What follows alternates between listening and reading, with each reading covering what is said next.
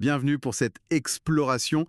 Aujourd'hui, on se penche sur les technologies front-end qui pourraient bien définir le web de 2025 et même au-delà. Hmm. Notre base, c'est un article assez prospectif de Webline India. Il se présente comme une boîte de développement logiciel partenaire. Oui, partenaire en développement logiciel. Voilà.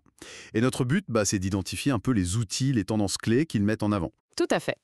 Et l'article, il insiste pas mal sur l'importance de rester à jour. C'est vrai que ça bouge tout le temps dans ce domaine. Ah, ça c'est sûr. C'est essentiel pour les développeurs, bien sûr, mais aussi pour les entreprises qui cherchent à innover. Donc allons-y, extrayons la substance de cette projection vers 2025. Parfait. Alors, commençons par leur top 10. En numéro 1, sans surprise, on trouve React.js. On le connaît bien, mais qu'est-ce que l'article prévoit de neuf pour lui d'ici 2025? Alors, ce qui est intéressant, c'est qu'ils anticipent des améliorations, notamment sur la gestion d'état, qui pourrait devenir plus avancée, et aussi sur ce qu'ils appellent les capacités concurrentes. Les capacités concurrentes, c'est-à-dire? En gros, que React pourrait mieux gérer plusieurs choses en même temps dans l'interface, quoi, pour rendre les applications encore plus fluides, même quand elles sont complexes. D'accord. Donc, toujours cette idée de performance, de réactivité. Le DOM virtuel, l'approche composant, ça reste la base. Exactement, ça c'est toujours ses points forts. Et juste après React, il place Angular. Angular, le framework plus complet, non? Pour les entreprises? C'est ça, présenté comme une solution robuste pour les gros projets. Et là, l'amélioration attendue, ce serait plutôt du côté du rendu serveur, le SSR. Important pour le référencement, ça. Oui, et la vitesse au premier chargement. Il cite aussi TypeScript. Évidemment, la sécurité des types, c'est devenu quasi incontournable. Logique.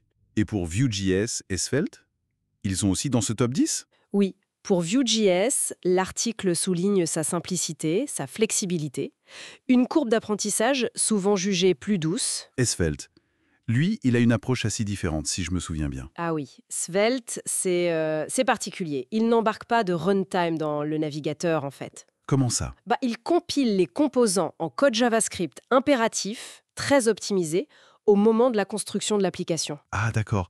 Donc moins de code à charger pour l'utilisateur final. Exactement. Le résultat, potentiellement, ce sont des applications plus légères et peut-être même plus rapides.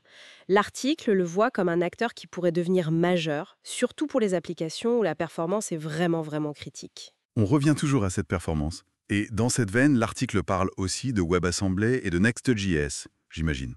C'est ça, WebAssembly ou WASM, ça permet d'exécuter du code écrit dans d'autres langages, comme C++ ou Rust, directement dans le navigateur, avec des performances quasi natives. Impressionnant. Pour des tâches lourdes, donc? Voilà, pour du calcul intensif, des jeux, de la modélisation 3D. Et Next.js, lui, qui est basé sur React, est mis en avant pour tout ce qui est rendu côté serveur, SSR, et génération de sites statiques, SSG. Des techniques clés pour le SEO et la vitesse perçue, encore une fois. Tout à fait, essentiel aujourd'hui. D'accord. Et si on passe au style, à la gestion des données, qu'est-ce qui ressort? Pour le style, il mentionne Tailwind CSS, l'approche Utility First. Ah oui, les classes utilitaires à appliquer directement dans le HTML. Ça fait gagner du temps, paraît-il. Oui, ça change pas mal la façon de travailler le CSS pour beaucoup de développeurs. Et côté données, c'est GraphQL qui est cité. Comme alternative aux API REST classiques? Exactement. Son gros avantage, c'est de permettre au client de demander précisément les données dont il a besoin, ni plus ni moins. Donc des échanges réseau plus légers, plus efficaces. C'est l'idée. Optimisation, toujours. Et il parle aussi de l'architecture JMstack. JMstack, JavaScript, APIs, Markup. On en entend beaucoup parler. C'est quoi l'idée principale? C'est de découpler le front-end, souvent pré-rendu en fichier statique, du back-end qui est sollicité via des API. Ça vise à améliorer la performance, la sécurité, la scalabilité. C'est une approche qui gagne du terrain. D'accord. Bon, après ce top 10, l'article énumère encore une quinzaine d'autres technologies. Alpine, JS, Mithril, JS, etc. Sans forcément les détailler, mais qu'est-ce que cette longue liste nous dit? Elle montre surtout qu'il y a une hyper-spécialisation, quoi, une diversification continue des outils. Un outil pour chaque problème, presque. En quelque sorte, oui.